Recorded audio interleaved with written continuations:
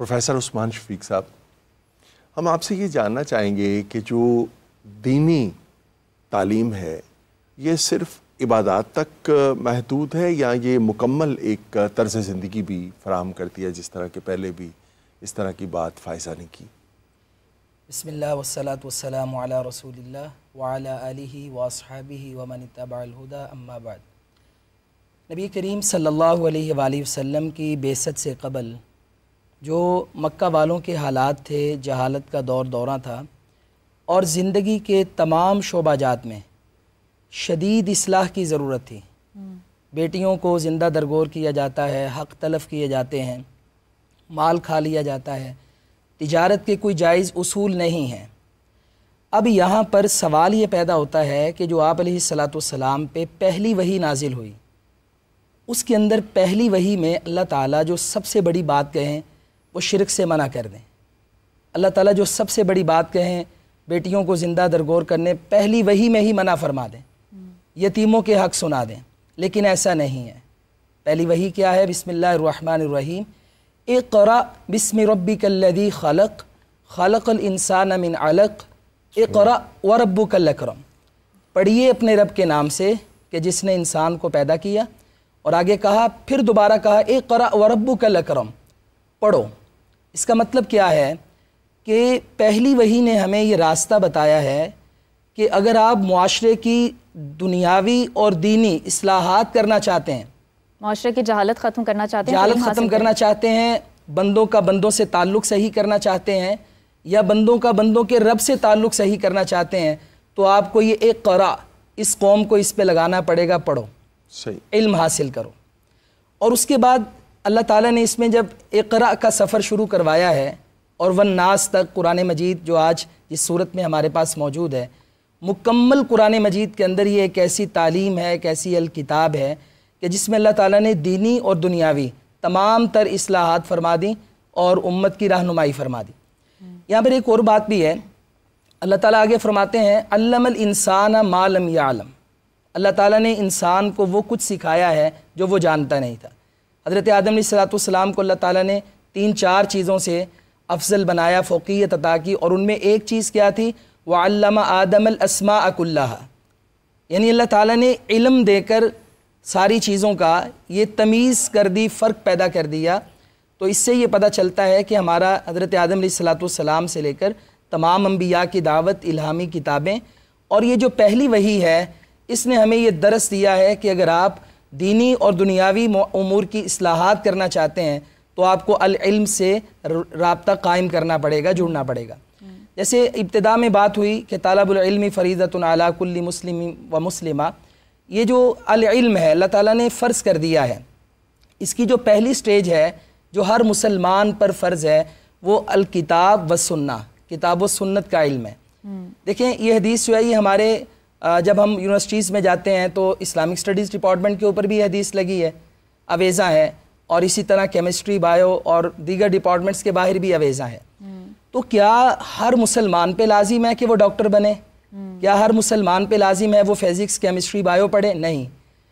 ये जो अल इल्म है ना जिसकी बात हुई है, जो हर मुसलमान पे लाजिम है, वो नेसेसरी इस्लाम है कि उसे तमीज़ हो अकायद के बारे में, उसे मालूमात हो, इल्म हो उसकी फ़राइज़ के बारे में, उसने क्या नमाज़ें पढ़नी हैं, क्या ज़कात, रोज़ा, हज और ज़िंदगी के जो उसके मामलात हैं, और इसी तरह दुनियावी उमूर में उसने अपने माँ बाप के साथ, पेरेंट्स के साथ कैसा रवैया रखना है, बहन भाइयों के साथ कैसा मेल जोल रखना है, और जब वो तिजारत करे तो उसमें अल्लाह ताला के अहकामात को मद्देनज़र रखते हुए कैसे हलाल व हराम की तमीज़ करके लोगों का नुकसान नहीं करना, खैर खाही के जज्बात से नेक दिली से तिजारत करनी है, ऐब नहीं छुपाने। अल गर्ज़ तमाम चीज़ें वो अल इल्म में आती हैं कि हर मुसलमान को ये जो किताब व सुन्नत का इल्म है ये पहली स्टेज पर हासिल करना लाजिम और फ़र्ज़ है। ठीक, अब ये तो दीनी तालीम की अहमियत और फजीलत है। अगर इसको प्रैक्टिकली देखा जाए तो इस सब को इनकलकेट करने के लिए उस्ताद, शागिर्द और निसाब की ज़रूरत पड़ती है। हमारे इंस्टीट्यूट्स में देखा जाए तो ये तवाज़ुन उस तरह से बरकरार नहीं है। तो बगदादी साहब क्या वजह है इसकी? बिस्मिल्लाहिर्रहमानिर्रहीम, बहुत अहम टॉपिक है जिस पर आपने आज का ये प्रोग्राम रखा है, शुक्रिया। इल्म के हवाले से जितनी भी बातें हुई हैं उसमें मैं एक बात ये ऐड करूँगा कि ये जो हम दीनी और दुनियावी इल्म की इस्तिलाह यूज़ कर रहे हैं, इस्लाम में इसका कोई कंसेप्ट नहीं है।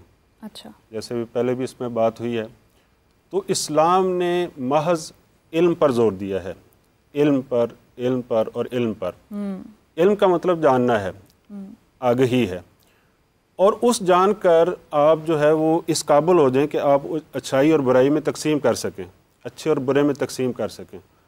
इसी तरह कुरान ने जैसे फरमाया हल यस्तविल्लज़ीना यालमून वल्लज़ीना ला यालमून, तो इसका मतलब ये है कि एक वाज़े लाइन खींच दी है कुरान ने कि क्या इल्म वाले और जो जहालत रखते हैं वो बराबर हो सकते हैं। अगर मतलब ऐसा इल्म है, चाहे वो उसको हम दीन का नाम दे रहे हैं या दुनिया का नाम दे रहे हैं जी, अगर उससे हम अपने आप को संवार नहीं सकते तो इस इल्म का कोई फ़ायदा नहीं, वो जहालत है। ये बहुत बड़ी बात है। तो अगर हम दीन जिसको हम दुनिया का इल्म दे रहे हैं उससे भी हमें रोशनी मिल रही है, नूर मिल रहा है, तो वो इल्म भी एक यानी काबिल इल्म है, उसको हम रिजेक्ट नहीं कर सकते। तो कुरान पाक ने जैसे कि पहले भी आयत पढ़ी गई कि जो पहली वही ही नाज़िल हुई है हम पर, वो इकरा से नाज़िल हुई है। तो इकरा का मतलब है कि पढ़ो। इसी तरह देखते हैं हम कि हुज़ूर नबी अकरम सल्लल्लाहु अलैहि वसल्लम जिस माशरे में आपने मबूस हुए और जिस माशरे से इस्लाम का नूर फैला, वो उसको आज भी हम ज़माना जहलियत कहते हैं, यानी माक़बल इस्लाम का ज़माना जो है वो ज़माना जहलियत उसको कहते हैं। अब इसकी मुख्तलिफ तफसीर बयान करते हैं कि इसको जहलियत क्यों कहते हैं जी। बाज़ कहते हैं कि जहलियत से मुराद यहाँ जहालत जो है ये इल्म का अपोजिट नहीं है, ये हिल्म का अपोजिट है। अच्छा। यानी इल्म तो उनके पास था लेकिन हिल्म नहीं था, बर्दाश्त नहीं थी। वो छोटी छोटी चीज़ों पर लड़ पड़ते थे और जंगें जारी रहती थी और कई साल जो है वो जंगों में गुजर जाता था। अदरवाइज़ उनकी पोइट्री देखें, माक़बल इस्लाम की जो पोइट्री है वो आज भी पढ़ी पढ़ाई जाती है। इसका मतलब है कि वो इल्म का नूर कहीं ना कहीं उनमें पाया जाता था, सही, लेकिन जो हिल्म का नूर है वो नहीं पाया जाता था। इसके बाद हुज़ूर नबी अकरम सल्लल्लाहु अलैहि वसल्लम ने जब इस्लाम फैलना शुरू हुआ, गज़वात हुए, और पहला ही गज़वा ले लें, गज़वा बदर हुआ है जी, वहाँ से जो है वो मुशरिकीन कैदी बनकर आए हैं मुसलमानों के पास। तो उनके फ़िदिया की बात हुई, फ़िदिया में मुख्तलिफ जो है वो आरा सामने आई, लेकिन एक राय जो सामने आई वो ये थी कि इन कैदियों में से जो पढ़ना लिखना जानते हैं वो मुसलमानों को पढ़ना लिखना सिखा दें। कोई कैदी जो है वो 10 मुसलमानों को अपने साथ ले ले और उनको पढ़ना लिखना सिखा दे और यही उसका फ़िदिया हो जाएगा, सही, तो उसको जो है वो आज़ाद कर दिया जाएगा। इसी तरह हुज़ूर नबी अकरम सल्लल्लाहु अलैहि वसल्लम की बेशुमार हदीस हैं जिसमें इल्म के हवाले से हमें इल्म की अहमियत का पता चलता है। हुज़ूर नबी अकरम सल्लल्लाहु अलैहि वसल्लम ने फरमाया कि जो बंदा इल्म की राह में निकलता है तो गोया वो जन्नत के रास्ते पर चलता है, और जब वो इल्म की राह पर निकलता है तो वो ज़मीन व आसमान में जितनी भी मखलूक़ात हैं वो उसके लिए दुआ गो होती हैं। इवन यहाँ तक कि आता है कि समंदर के अंदर जो मछलियाँ हैं वो भी उसके लिए दुआ करती हैं। और आलम और आबद का कंपैरिजन आप अलैहिस्सलातु वस्सलाम ने पेश किया है जी, और फरमाया है कि आलम की फजीलत जो है वो आबद पर ऐसे ही है जैसे चांद की फजीलत दूसरे सितारों पर है। सही, या एक रवायत में यूँ फरमाया कि आलम की फजीलत आबद पर ऐसे है जैसे मेरी फजीलत तुम में से किसी अदना सहाबी पर है। अब सवाल ये पैदा होता है कि आबद जो है वह इबादत गुजार है, अल्लाह अल्लाह करने वाला है, जिक्र करने वाला है, और आलम मुमकिन है उस सतह तक इबादत ना करता हो जितनी एक आबद शख्स करता है जी। फिर आलम को आबद पर फजीलत क्यों दी गई है? और इतनी फजीलत कि जो आलम है उसका दर्जा हुज़ूर नबी अकरम सल्लल्लाहु अलैहि वसल्लम ने अपना दर्जा फरमाया है, और जो आबद का दर्जा है वो एक अदना सहाबी का। अब एक अदना सहाबी और हुज़ूर नबी अकरम सल्लल्लाहु अलैहि वसल्लम के दरमियान क्या कंपैरिजन है? No comparison. तो फिर आलम को आबद पर इतनी फजीलत क्यों दी है?